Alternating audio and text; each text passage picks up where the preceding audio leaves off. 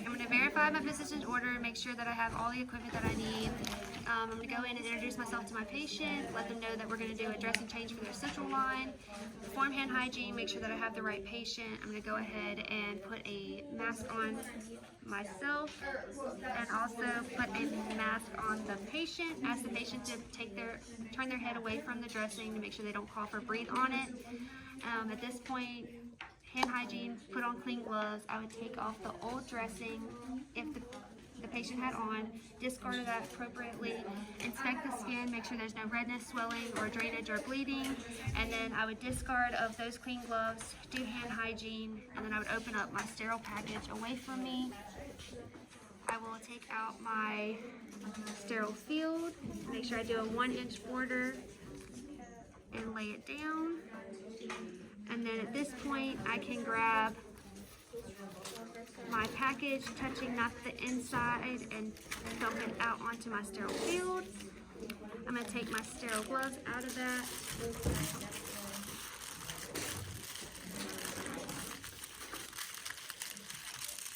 And place my sterile gloves on.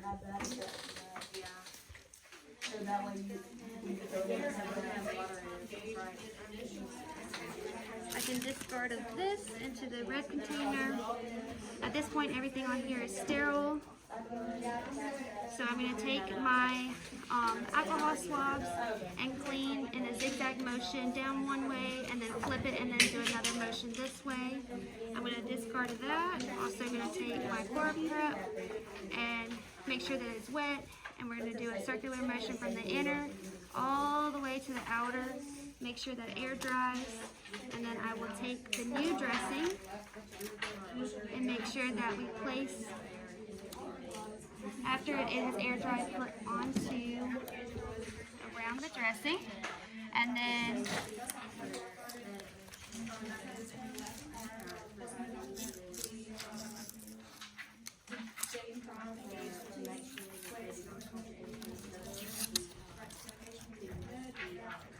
at this point, I would date, time, and initial the dressing, make sure that it's intact, make sure the patient has tolerated everything well.